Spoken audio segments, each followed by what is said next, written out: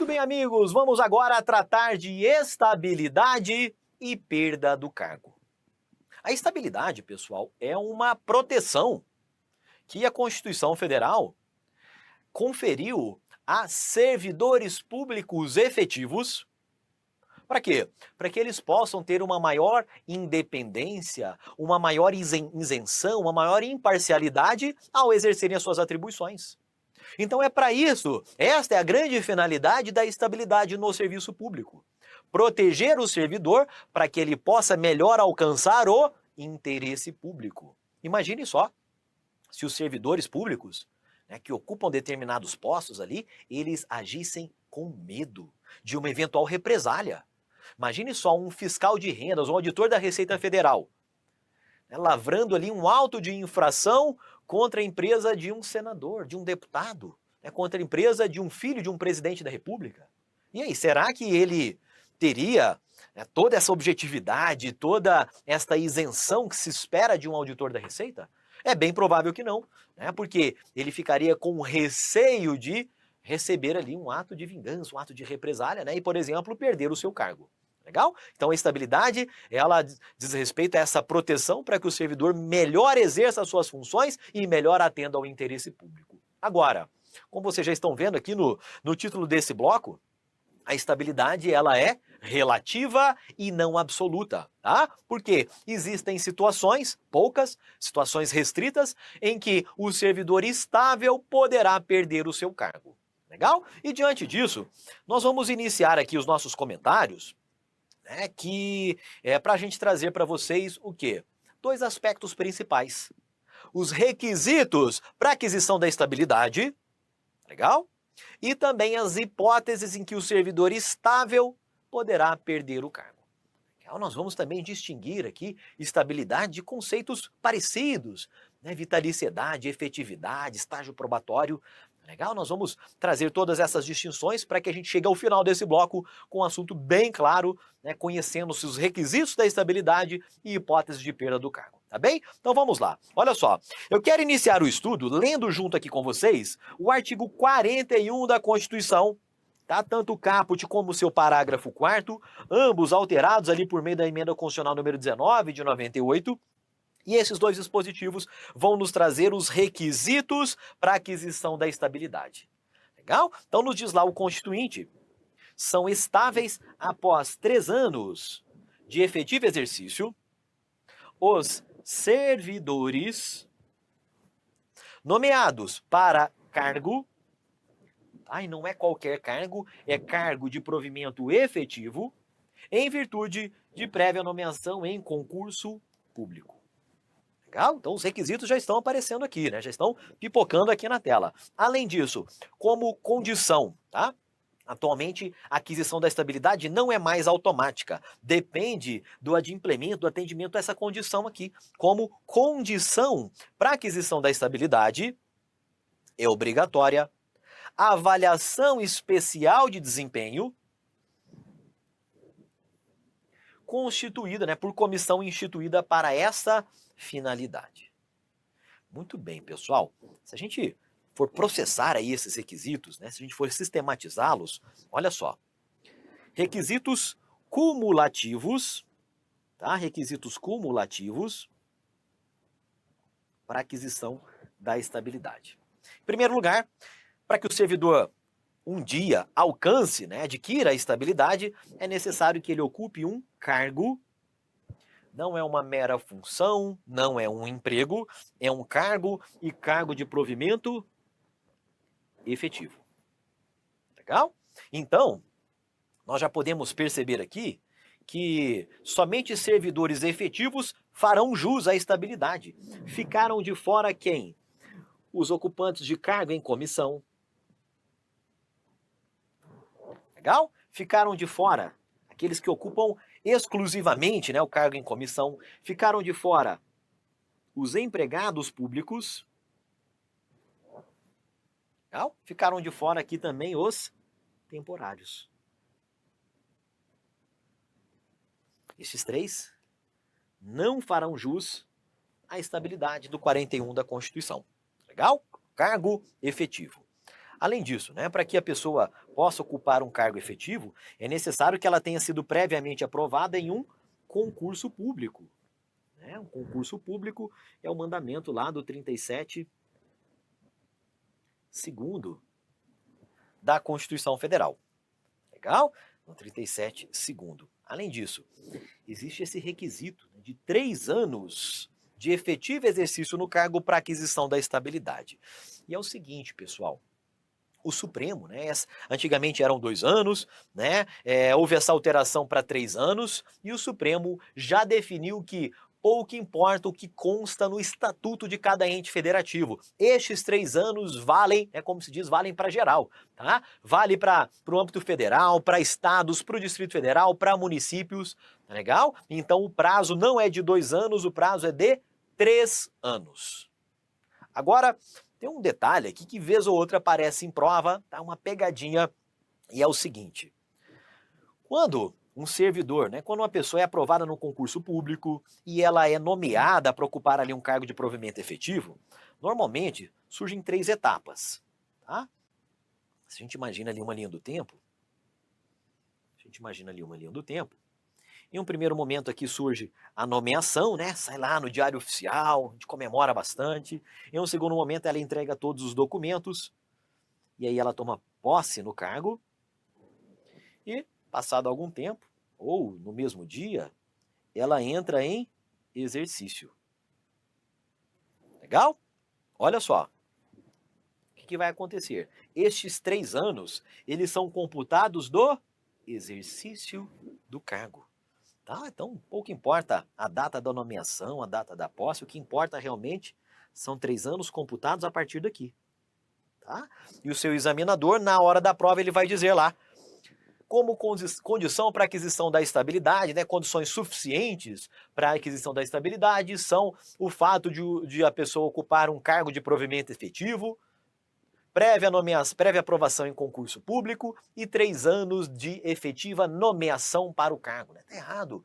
Então, 3 anos do exercício. Bacana? E olha só, Daldi, bacana, fui aprovado em concurso público, fui nomeado para um cargo de provimento efetivo, já estou há 3 anos aqui perseverando, já sou estável automaticamente no serviço público? A resposta, amigos, é não. Legal? Porque a aquisição da estabilidade não é automática. Não é automática. Ela depende de uma avaliação de desempenho. Tá bem? De uma avaliação especial de desempenho que é realizado não apenas pelo chefe imediato, que é realizado, na verdade, por uma comissão. Tá legal? Muitas vezes, antes de totalizar ali os 3 anos de efetivo exercício, né, já é instaurada ali uma comissão, é feita a avaliação e a partir daí, né, o servidor é publicado ali o ato que reconhece, né, que declara ali a sua estabilidade no serviço público. Legal? Então, estes são os 4 requisitos para se alcançar a estabilidade no serviço público. Decore, tá? Isso aqui é muito explorado em provas, artigo 41 da Constituição. Agora, atenção para a gente não confundir, pessoal, estabilidade com algum desses outros 3 conceitos aqui na tela. Quando a gente fala em estabilidade, nós estamos falando em um direito, tá? Em um direito, uma garantia, uma proteção do servidor público. Tá? É algo que vai ser benéfico para ele, algo que vai ampliar o seu patrimônio jurídico. Legal? E, na verdade, a estabilidade, ela não se dá em relação a um cargo específico ou outro. Ela se dá no serviço público como um todo.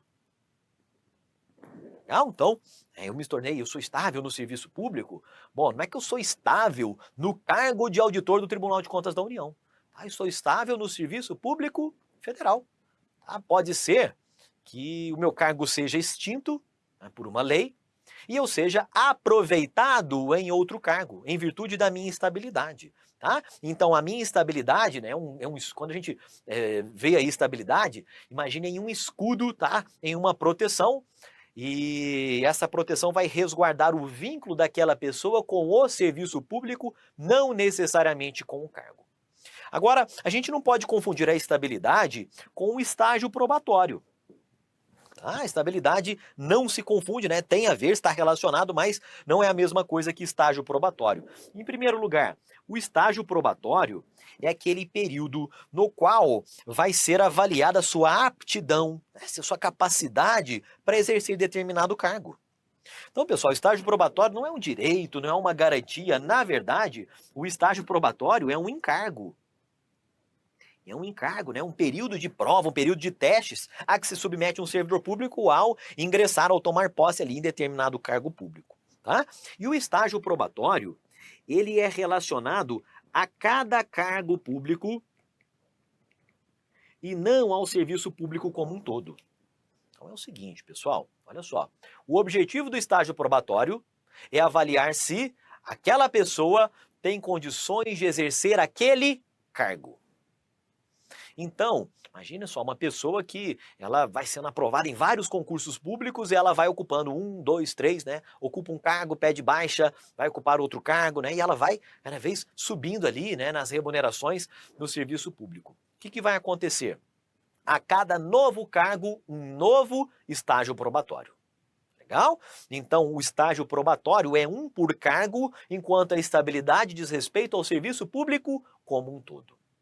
A gente tem lá um exemplo, né? Se a gente imagina lá um analista da Receita Federal, né? Mesmo ele já sendo estável no serviço público, mesmo ele já tendo cumprido o estágio probatório para o cargo de analista, se ele presta concurso e é aprovado para o cargo de auditor, o que vai acontecer? Ele já é estável, mas ele irá se submeter a um novo estágio probatório para saber se ele consegue, se ele tem condições de exercer aquele cargo especificamente. Tá legal? E olha só, pessoal, a estabilidade também não se confunde com efetividade. Tá? A efetividade é uma característica de determinados cargos. A gente tem lá o cargo em comissão e o cargo efetivo, tá? Então a efetividade do cargo, na verdade, é um pré-requisito para se adquirir a estabilidade. Legal? E também a estabilidade não se confunde, amigos, com a vitaliciedade. Tá? A vitaliciedade até é uma garantia, até é uma proteção, né, do mesmo modo que estabilidade, mas vamos dizer assim, é uma proteção mais reforçada, né? Um escudo mais grosso e é um escudo que possui apenas determinadas autoridades. Tá? A vitaliciedade, ela pode ser, a legislação confere a vitaliciedade a determinados cargos específicos, como por exemplo, magistrados, membros do Ministério Público, legal? E esta proteção, né, por que é um escudo mais grosso, por que é uma proteção mais reforçada para esses cargos? Porque ela vai permitir a perda do cargo apenas em razão de sentença judicial transitada em julgado. Tá? Segundo o que nos diz a Constituição Federal, tá? Então, enquanto a estabilidade, né, o detentor de estabilidade, ele pode perder o cargo em razão de 3, 4 situações, o vitalício, tá? O cargo vitalício, ele apenas se perderá em razão de uma sentença judicial transitada em julgado. Outra diferença é que, em regra, a vitaliciedade ela é adquirida após 2 anos de exercício, tá? Enquanto a estabilidade exigem-se 3 anos. Então, o magistrado, né, passou lá no concurso para juiz, para membro do Ministério Público, 2 anos já será vitalício, né, o processo de vitaliciamento. Além disso, existem algumas situações em que a estabilidade é alcançada de imediato. Tá? Imagina só, ministro do Supremo Tribunal Federal, tá? Ele foi nomeado ali para o cargo, né, de um dia para a noite ele se tornou vitalício ali no cargo, nem cumpriu ali 2 anos, né? Muito menos 3 anos para o vitaliciamento. Legal? Então não vamos confundir estabilidade, estágio probatório, efetividade ou vitaliciedade. E antes da gente avançar, eu quero trazer aqui algumas questões para a gente exercitar estes conceitos que acabamos de ver. Servidor público, ocupante exclusivamente de cargo em comissão, adquire estabilidade após 3 anos de efetivo exercício. Né? Errado, pessoal. Errado, né? Se ele ocupa cargo em comissão, significa que ele não ocupa o cargo efetivo, né? Então ele nunca, né, nem 3 anos, nem 10 anos, nem 500 anos, ele vai se tornar estável no serviço público. Legal? O que mais? Empregados públicos após 4 anos de efetivo exercício passam a gozar de estabilidade nos respectivos empregos. Também está errado, né? O empregado público, aquele que ocupa o emprego público, ele não se torna estável no serviço público. Legal? Mais uma. A garantia constitucional de permanecer no cargo após 3 anos de efetivo exercício denomina-se efetividade. Uma questãozinha cobrando aquelas distinções que nós comentamos, ela está errada, porque esta garantia de não perder o cargo após 3 anos de efetivo exercício denomina-se não efetividade, mas estabilidade. A efetividade é uma característica de determinados cargos, dos cargos efetivos. Bacana? Mais uma, né, um tema importante em provas. A estabilidade diz respeito ao cargo público e o estágio probatório ao serviço público. Já começou errado aqui, pessoal. A estabilidade, essa aqui diz respeito ao serviço público. Enquanto o estágio probatório é por cargo.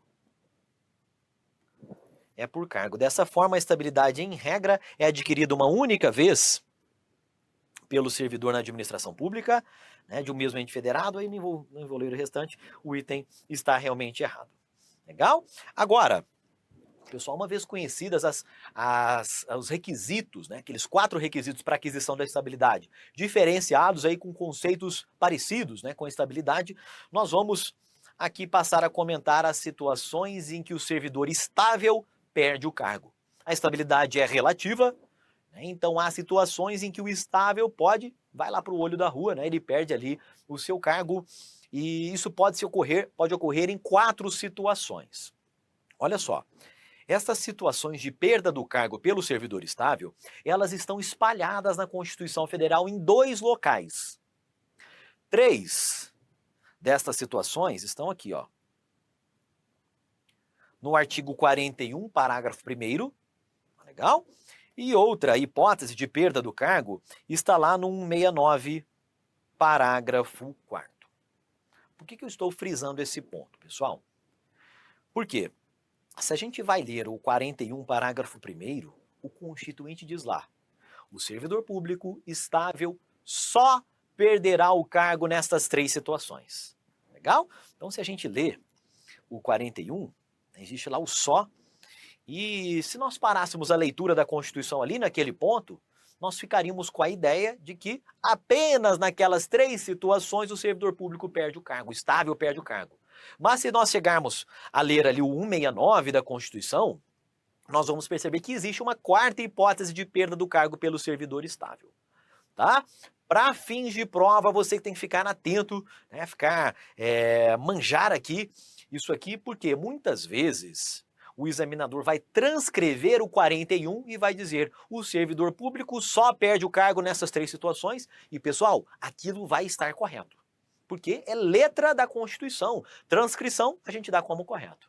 Tá legal? Agora, há situações em que o examinador ele vai incluir ali aquela 4ª hipótese, vai dizer que em razão do excesso de despesas com o pessoal, que é esse último item, o servidor público estável vai perder o cargo e a gente também vai dar isso como correto. Tá legal? Então, são 4 hipóteses, muito embora a Constituição diga que só nas 3 primeiras hipóteses, né, lá no 41 diga que só nas 3 primeiras hipóteses opera-se a perda do cargo. Muito bem, Daudi, e quais são elas? Olha só, aqui comigo na tela. A perda do cargo se dá em razão de sentença judicial, mas não é qualquer sentença judicial, é a sentença judicial transitada em julgado.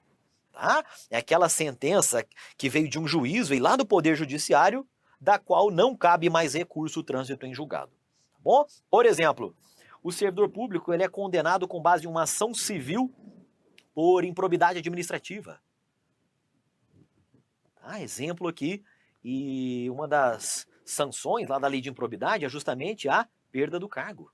Na verdade, a perda da função pública. Legal? E aí, mesmo sendo estável, veio uma sentença judicial após ter transitado em julgado, aí sim o servidor perde o cargo. Bem, o que mais? Outra hipótese, sentença, né, decorrente de uma decisão, na verdade, no âmbito de um processo administrativo. Tá? Em cima é judicial, aqui é administrativo. Tá? A Constituição, para chover no molhado, vamos dizer assim, ela diz lá que é um processo administrativo em que se assegurou ampla defesa.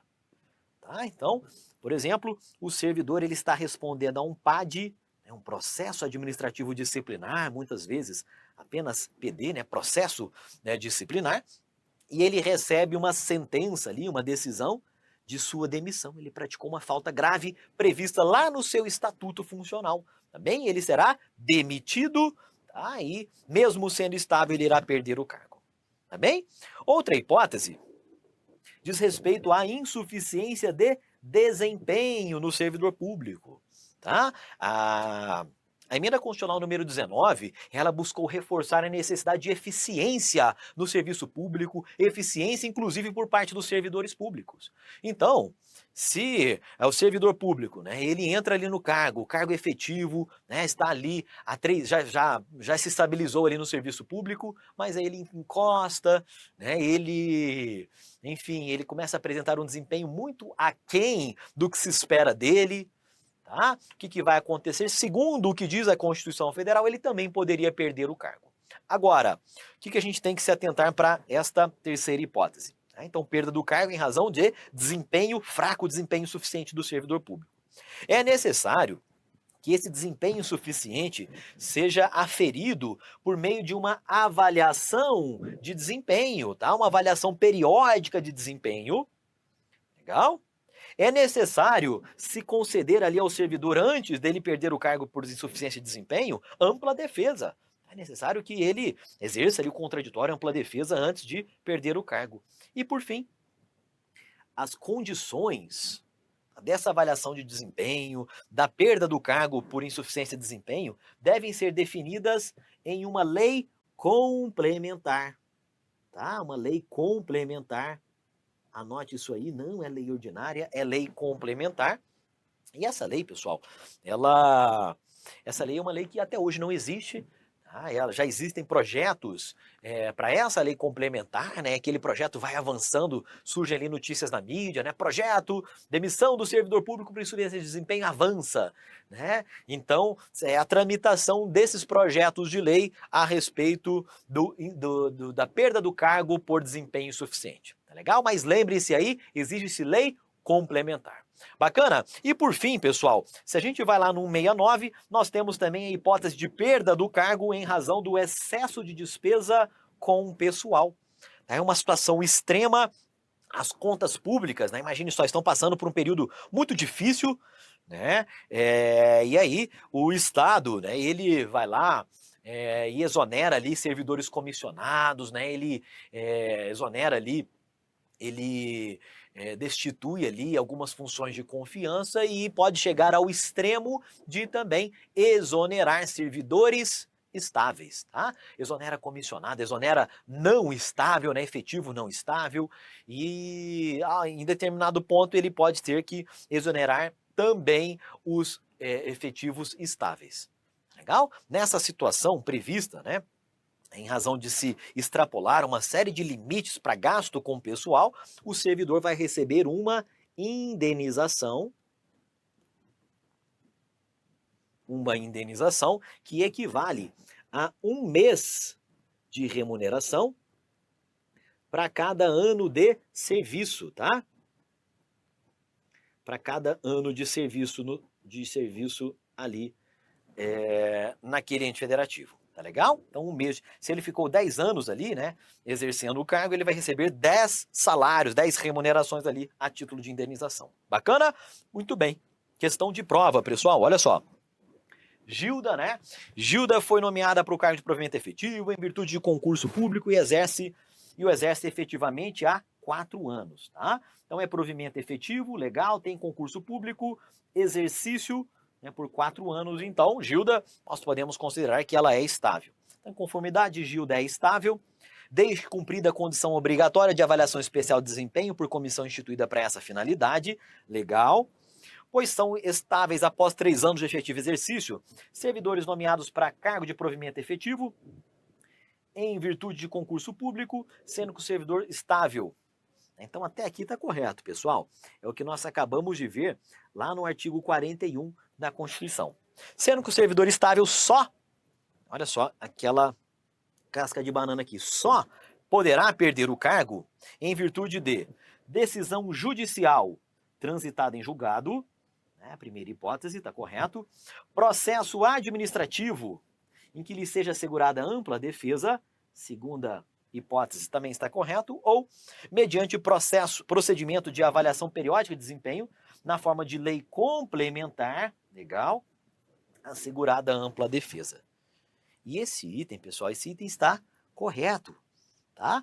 Ele nos traz não todas as 4, mas as 3 hipóteses previstas lá no 41 da Constituição, né, que diz lá que ele só perderia o cargo nessas 3 situações, tá bem? Né? Assim, a gente inclusive transcreve aqui, olha só, transcreve ali o parágrafo 1º, né, que diz claramente, só poderá perder o cargo 1, 2, 3 situações. É isso que é naqui que se valeu o examinador para essa questão, tá bom? A questão, portanto, está correta. Para a gente fechar aqui esse bloco, possibilidade de o servidor estável, tá, do servidor estável ter o seu cargo extinto ou declarado desnecessário.